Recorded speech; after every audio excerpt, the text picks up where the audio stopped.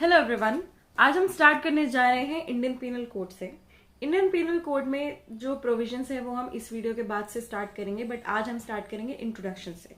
अब इंट्रोडक्शन की इंपॉर्टेंस क्या होती है? जब आप मेंस की सीरीज देखो, ये क्योंकि मेंस की सीरीज है, जब आप आंसर राइटिंग करते हो तो आपका जो इंट्रोडक्शन का पोर्शन है उसी से आप इंट्रोडक्शन और कंक्लूजन दोनों बना सकते हो।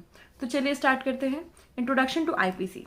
अब देखो क्या कैसे आया है जो है, ये तो बेसिक सी चीजें आप थोड़ा सा पढ़ लो। लॉर्ड मैक्यूले ने बनाया था एंड अदर 3 कमिश्नर्स, ठीक है, ड्राफ्टेड बाय, ठीक है, मैकलॉड, एंडरसन और मिलेट ने। पास कब हुआ था? 6 अक्टूबर को पास हुआ था। और कब ऑपरेटेड हुआ था? 1 जनवरी। अब ऑपरेटेड वाली डेट कई बार पूछी जाती है, तो अब 1 जनवरी को क्या होता है? न्यू ईयर की पार्टी के सेलिब्रेशन से लोग वापस आते हैं, ठीक है। तो तब क्या है, बहुत सारे ऑफेंसेस हो सकते हैं, तो उससे आप 1 जनवरी याद रखना, ठीक है। और 1862, 18 तो आप याद ही रखना क्योंकि बहुत पहले आया था, लॉर्ड मैक्यूले ने बनाया था। अब 62 याद रखना। 18 से लेकर के 62 साल के लोग क्या करते हैं? मोस्टली पार्टी करते हैं, ठीक है। कब? न्यू ईयर में। 18 से लेके 62 साल के लोग, ऐसे याद रख लेना, बेसिक एज है, ठीक है।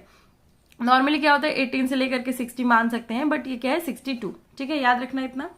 अब इसके बाद हम क्या करेंगे? क्राइम को डिफाइन कर रहे हैं। क्राइम को क्यों डिफाइन कर रहे हैं? जब तक हमें पता नहीं चलेगा ऑफेंस क्राइम क्या है, तब तक आप क्या करोगे? उसे पनिश नहीं कर पाओगे, क्योंकि आईपीसी में क्या है? पनिशमेंट्स दी हुई हैं बेसिकली, और उसकी डेफिनेशंस, ठीक है।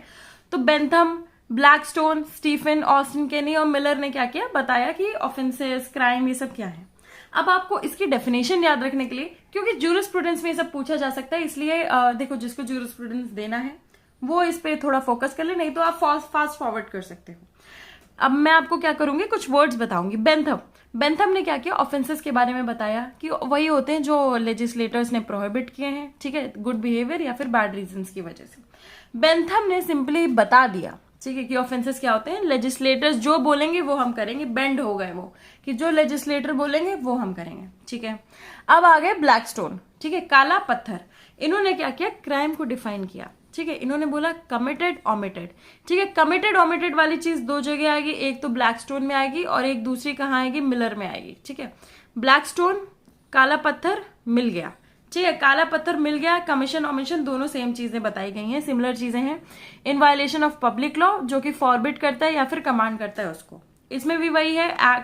कमीशन ओमिशन ऑफ एक्ट, जो कि लॉ फॉरबिड करता है या फिर कमांड करता है, ठीक है। और उसके साथ साथ क्या करता है? पेन और पनिश करता है स्टेट, ठीक है।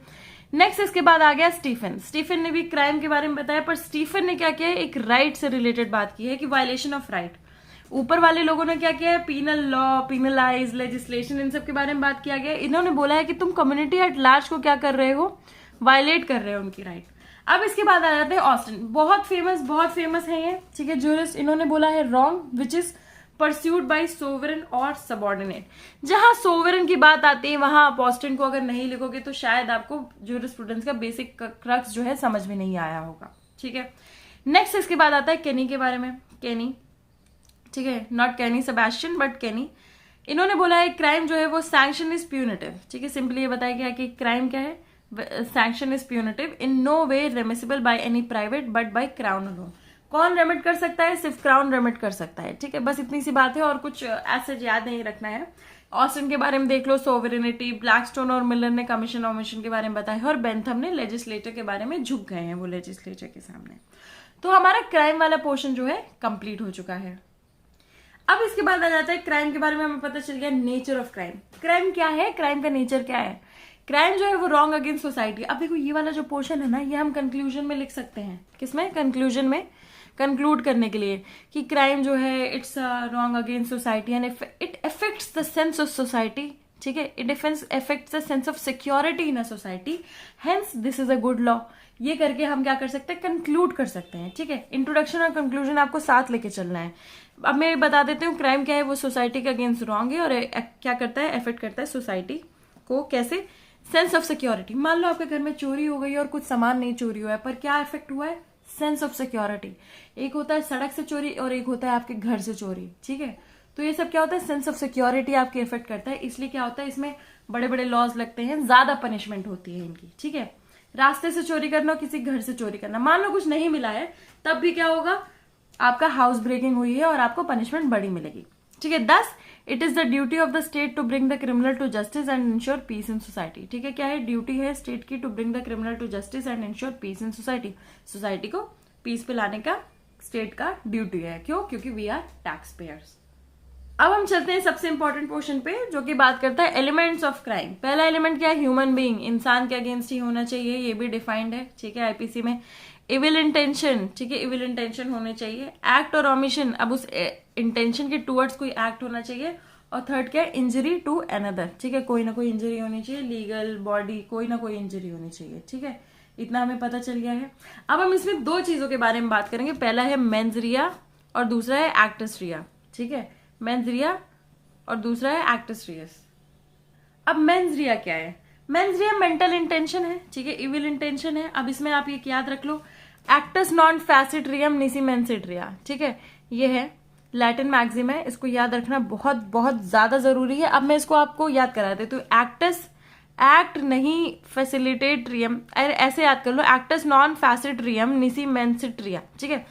इसको याद करने की मैंने कोई ट्रिक्स नहीं बनाई है, क्योंकि बहुत ज्यादा बेसिक है, ये मोस्टली लोगों को याद हो जाता है, क्योंकि आपको मल्टीपल टाइम्स इंट्रोडक्शन वगैरह में लिखना पड़ता है, मेंस रिया आपको बहुत जगह लिखना पड़ता है। बट अगर आपको ट्रिक बनानी है तो मैं आपको बता देती हूँ, इसको ऐसे याद रख लो, एक्ट नहीं फैसिलिटेट कर रहा, निसी मन से, ठीक है, निसी मन से रो रही है, ठीक है, कि उसका जो एक्ट है, यानी कि उसके रोने का जो एक्ट है वो फैसिलिटेट नहीं कर रहा कि वो सॉरी है, ठीक है, सॉरी स्टेट ऑफ चीज को बताने के लिए मैंने किया है। एक्टस एक्ट नहीं फैसिलिटेट कर रहा, ठीक है, एक्ट नहीं फैसिलिटेट कर रहा, निसी अपने मन से रो रही है, ठीक है, वो अपने मन से रो रही है, उसका एक्ट जो है वो फैसिलिटेट नहीं कर रहा है इस चीज को, ऐसे याद रख लो।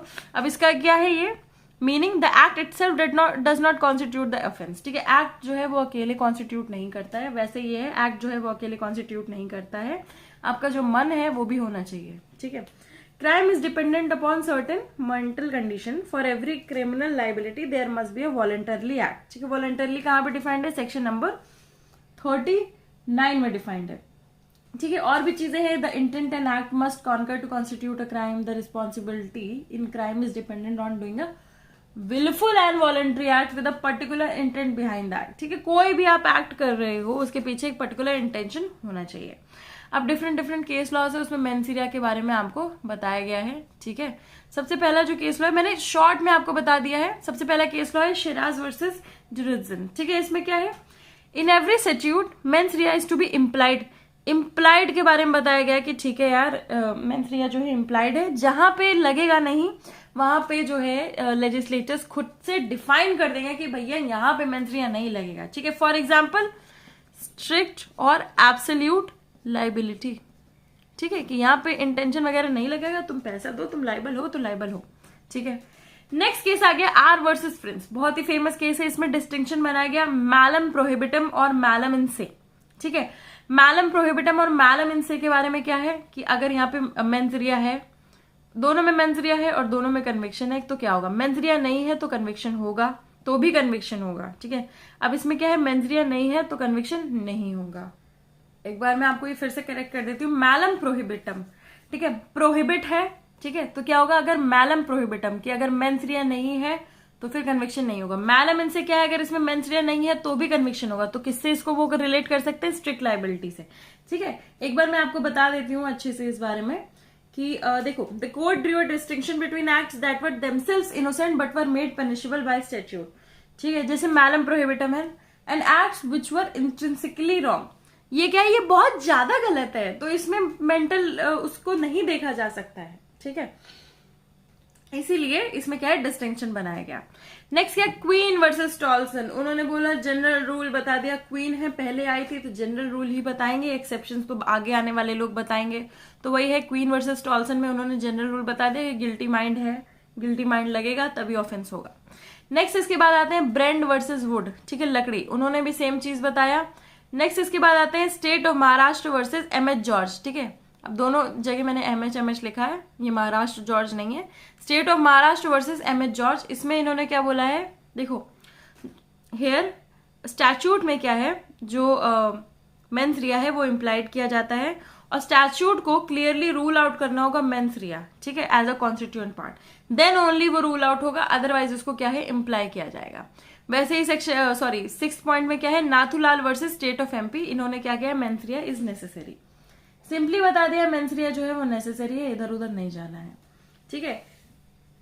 इंडियन पिनल कोड में क्या है, precisely provides definition of offences, guilt is respect of offences under IPC is fastened either on the ground of intention, knowledge और रीजन टू बिलीव। ठीक है, जो ऑफेंसेस वगैरह है आईपीसी से उससे रिलेटेड बात हो रही है। और अंडर दिस कोड, ठीक है, under the code offenses under this code are generally qualified by terms such as intention, knowledge, voluntarily, fraudulently, dishonestly, wrongful loss, wrongful gain, etc. ठीक है, ये सारे वर्ड्स क्या है, डिफाइन करते हैं। देखो ये सारे वर्ड्स की जो मैंने डेफिनेशन हैं, ठीक है, डेफिनेशन क्लॉज वगैरह जो है आपको वीडियो में बना करके प्रोवाइड कर दिया है, आप लोग उसको देख लीजिएगा। ठीक है, फ्रॉडलेंटली, डिसऑनेस्टली मैंने कौन कौन से सेक्शंस में किया है, सेक्शन नंबर 20 के अक्रॉस ये सारे सेक्शंस आते हैं। ठीक है, फ्रॉडलेंटली, डिसऑनेस्टली कहाँ कहाँ होता है। ठीक है, 23, 24, 25 ये सारी चीजें हैं। ठीक है, तो उसमें आप लोग कर लेना कि क्या क्या है। अगर आप चाहते हो मैं उसकी लिंक प्रोवाइड कर दूं तो मैं डिस्क्रिप्शन में देख लेना, उसकी लिंक प्रोवाइडेड होगी। ठीक है, अब हम चलते हैं इसके बाद एक्टस रियस में। अब इसमें ज्यादा नहीं है, पर एक चीज याद रखना, मेंस रिया में REA होता है और इसमें REUS होता है। ठीक है, इट मीन्स फिजिकल रिजल्ट, कोई भी चीज का फिजिकल रिजल्ट है, या फिर ह्यूमन कंडक्ट और consequence of human conduct which is prohibited by law.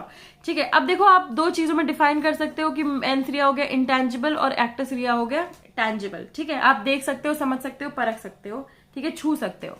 ठीक है, अब इसमें क्या है, merely evil intention is not enough. तुम्हारे दिमाग में है कि मैं सामने वाले को मार दूंगी, उसको मर जाना चाहिए। ठीक है, नॉर्मली लोगों को अपने बॉसेस को लेकर के यही फीलिंग आती है। ठीक है, to constitute a crime. However, there has to be some manifest voluntarily act or omission on part of offender. ठीक है, कोई मैनिफेस्टेशन हो सकता है, कोई वॉलंटरली एक्ट होना चाहिए ऑन पार्ट ऑफ ऑफेंडर। अब क्या है, actus reus may be is, देखो actus reus is with reference to, अब एक्टस रिया किसके रेफरेंस में होता है, अरे क्योंकि आप उसको छू सकते हो, देख सकते हो, समझ सकते हो, तो place, time, person, state of mind, consent etcetera इन सबके रेफरेंस में होता है। नेक्स्ट इसके बाद आ जाता है, हमने क्योंकि इंट्रोडक्शन वगैरह कर लिया तो हम सीधा आ जाते हैं सेक्शन नंबर 2 पे। सेक्शन नंबर 1 मैंने आपको स्टार्टिंग में इंट्रोडक्शन के पहले ही बता दिया था। ठीक है, इसमें बात हो रही है extent and territorial application. Extent and territorial application क्यों जरूरी होता है, मान लो जो ऑफेंडर है वो इंडिया का ही है। ठीक है, उसने बाहर जाकर के ऑफेंस किया है तो आप उसको यहाँ पे ट्राई कर सकते हो, उन सब चीजों से रिलेटेड है। सेक्शन नंबर 2 क्या प्रोवाइड करता है, intra territorial applicability of IPC. ठीक है, इंट्रा टेरिटोरियल यानी कि अंदर ही, ठीक है, उससे रिलेटेड है।